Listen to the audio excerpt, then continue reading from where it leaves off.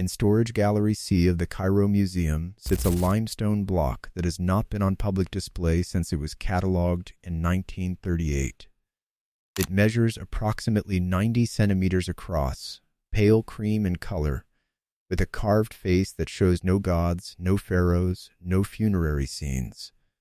What it shows is a diagram, a cross-section of a cylindrical object, narrower at the base than at the top, with 8 evenly spaced curved projections extending from its exterior. Above the cylinder, separated by a gap of empty space, floats a rectangular stone block proportioned exactly like a pyramid casing stone. Between the device and the block, there are no ropes, no levers, no human hands. The block is catalogued as CG7741 in the Cairo Museum archive.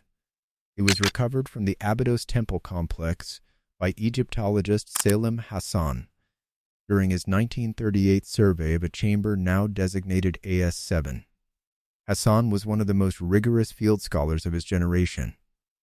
His survey notes, held under reference CG8944, document the north wall inscription in careful detail. He transcribed the top register fully. He transcribed the bottom register fully.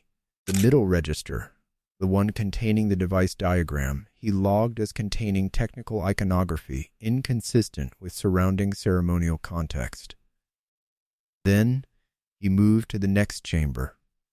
No published analysis of what the object physically depicts has appeared in the 76 years since. Aidan Dodson reviewed the Abydos inscriptions in 2010 and used language almost identical to Hassan's, inconsistent with context. That is where the published record ends. The chamber requires a permit to access. Permits have been restricted since 2002. High-resolution photographs of the north wall were taken by an independent researcher in 2019, and those photographs currently sit in the Cairo Museum Photographic Archive. The block has not been examined by an independent research team since. For decades, researchers who encountered the AS7 middle register assumed the diagram was symbolic, a representation of divine power rendered in visual shorthand. That assumption is understandable. Egyptian temple walls are full of visual metaphors for cosmic force, and cylindrical forms with radiating elements appear elsewhere in religious art as depictions of solar energy or sacred sound. That reading is possible. It is also where most analysts stopped. What none of the published treatments examined was what the diagram looks like when you apply the interpretive conventions the Egyptians themselves used for technical drawings rather than ceremonial ones. When Egyptian draftsmen wanted to show how something worked on the inside, they drew it in cross-section. The same convention appears in depictions of boats, storage containers, architectural plans, and irrigation systems. The cross-section view is the convention of the engineer, not the priest. The AS7 cylinder is drawn in cross-section. Its interior shows horizontal lines, the same convention used in Egyptian technical drawings to indicate layered materials or compartmental structure. The 8 exterior projections are drawn with the curved line treatment the Egyptians used to indicate vibration or emanation from a functional object. And the stone block above is drawn in standard elevation view, the perspective of architectural plans and construction diagrams, not religious iconography. The diagram is not rendered in the visual language of Egyptian religious art. It is rendered in the visual language of Egyptian technical documentation. That distinction has not appeared in any published analysis of the chamber. But that is only part of it. Beneath the device diagram, running across the second register of the north wall, is a text passage. For decades, translations have rendered it as a description of divine elevation, a God lifting the soul. That reading relies on treating the determinative markers as theological. But determinative markers are small symbols attached to words that tell you what category of thing is being described. The determinative attached to the object being acted upon in this passage is not the marker for divine phenomena.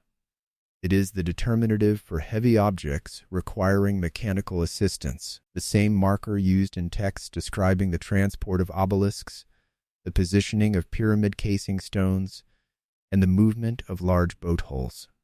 This marker does not appear in any other divine elevation passage in the Egyptian corpus. Its presence here is either a carving error made by a skilled monumental scribe working in formal limestone, which is essentially without precedent, or it is telling you exactly what category of object is being moved. The text describes the result using a phrase that translates literally as suspended continuously, not lifted and placed, not raised to the sky, not carried by divine will. Suspended, continuously. The operational verb in the third stage borrows directly from the Egyptian vocabulary of boat steering, describing the application of directional pressure through a medium rather than direct force applied to an object. You do not push a boat with your hands. You adjust the rudder, and the water does the work. The inscription uses that verb to describe how the suspended block is moved into final position. 3 stages. Activation. Continuous suspension. Guidance through adjustment rather than contact. Written in the language of engineering, describing a process. Every week on this channel, ancient technical documents are read the way engineers read them, not as mythology, not as metaphor, but as records of what people actually built and actually knew. If that is the kind of history you want, the subscribe button is there, and every video goes deeper than the last. Now here is where it gets specific. The cylinder in the AS7 diagram has 8 evenly spaced curved projections arranged around its circumference. An array of 8 sound emitters positioned equidistantly around a central resonating cylinder is precisely the configuration acoustic engineers use today to generate a stable standing wave field. A field in which pressure nodes can be created at controlled points in space and shifted by adjusting the phase relationship between individual emitters. The geometry is not approximate, it is exact. In 2014, Dr. Yoichi Ochiai and his team at the University of Tokyo published research in applied physics letters demonstrating 3-dimensional acoustic levitation using an emitter array configured around a central resonating axis. Objects were suspended in the pressure nodes of the resulting field and moved through space with precision by shifting the phase of individual emitters. No contact required. In 2019, Dr. Asier Marzo's team at the University of Bristol extended the demonstrated upper mass limit of acoustic levitation to 70 grams using high-intensity ultrasonic arrays, noting in their published paper that the scaling relationship between emitter power output and liftable mass is linear. The physics places no categorical ceiling on what acoustic levitation can move. It places a ceiling proportional to the energy of the field. The 3-stage process in the AS7 inscription maps onto this physics directly. Activation corresponds to initiating the standing wave field. Continuous suspension corresponds to maintaining the pressure node beneath the object. Guidance by adjustment, the boat steering verb, corresponds to shifting the phase relationship so the node moves and the object follows. This is not a loose analogy. It is a one-to-one correspondence between an ancient technical text and a modern laboratory procedure. The Egyptians did not have the word for standing wave. They had the word for breath in motion. The physics described is identical. Before going further, the mainstream position on pyramid construction deserves to be stated in full, because it is not a weak argument. The consensus model holds that the pyramids were built by a large, organized labor force using copper tools, wooden sledges, lubricated trackways, and ramp systems that extended as the structure rose. This model is supported by substantial archaeological evidence. Tool marks on unfinished obelisks at Aswan show the work of skilled laborers. The Wadi al-Jarf papyri, discovered in 2013, contain first-hand logistical records from the reign of Khufu describing organized work gangs and the movement of limestone by boat and sledge. Experimental archaeology has demonstrated that large stone blocks can be moved on sledges with surprising efficiency on wetted trackways. The labor model is documented and supported by primary sources written by people who were present. It explains the movement of the stones. It does not explain the fit. 2.3 million blocks, fitted to gaps of less than 0.5 millimeter. The tightest joints produced in modern experimental reconstructions using period-accurate tools are measurable in millimeters. The tightest joints in the Great Pyramid are not. No ramp system, no sledge, no team of skilled masons applying physical force to a multi-ton block controls final placement to sub-millimeter precision. The labor model has no mechanism for the last fraction of a millimeter. Acoustic guidance does. A block descending through a standing wave field makes no contact with its neighbor until the field is removed. It settles into position guided by the physics of the field itself. The tolerance is not a separate mystery. If the method is acoustic, the tolerance is a consequence of the method. Now consider what this means together. The device diagram uses the cross-section convention of Egyptian technical drawing.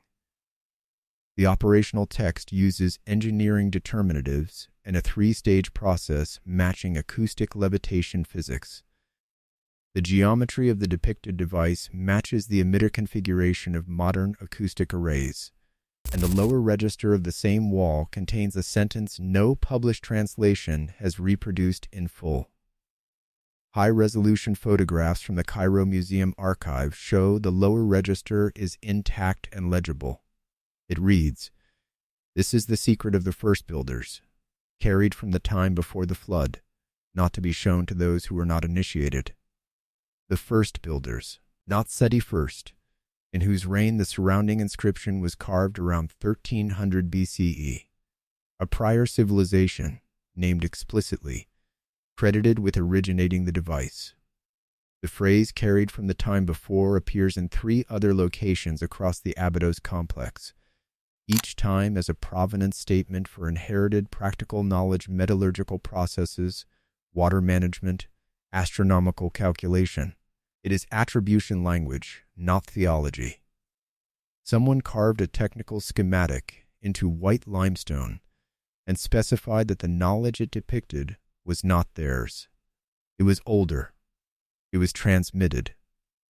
The Napoleon Expedition's Description de l'Egypte, 1st edition, Volume 9, published in 1809, contains detailed drawings of inscriptions from the Abydos temple complex, including plates from the north wall of the chamber, now designated AS7. Those plates appeared in the 1809 1st edition. They were removed from the 2nd edition published in 1817. The index of the 2nd edition lists them by plate number. The plates are absent. Fewer than 30 libraries worldwide hold the complete 1st edition. In 2008, a team of acoustic engineers from the Massachusetts Institute of Technology filed a permit application with Egyptian antiquities authorities to conduct acoustic resonance testing inside the King's Chamber of the Great Pyramid, specifically to measure whether the chamber's granite dimensions produce standing wave frequencies consistent with a levitation application. The application was denied. The denial letter cited potential acoustic damage to ancient surfaces. The King's Chamber is constructed entirely of solid Aswan granite, one of the hardest and most acoustically stable natural materials on Earth. Acoustic damage to granite from a survey-level sound test has no basis in materials engineering. The permit was denied regardless. The AS7 North Wall is still standing inside the Abydos Temple complex in Upper Egypt. The lower register inscription is intact. The device diagram is carved into white limestone in the formal monumental script of the reign of Seti IX. The Cairo Museum photographs taken in 2019 show all three registers complete and undamaged. The permits required to study the chamber have been restricted for over 2 decades, with no published timeline for restoration. The block catalogued as CG7741 remains in Storage Gallery C. It is not fragile. It is not lost. It is limestone, sitting in a drawer, waiting for a permit that has not been granted in 22 years.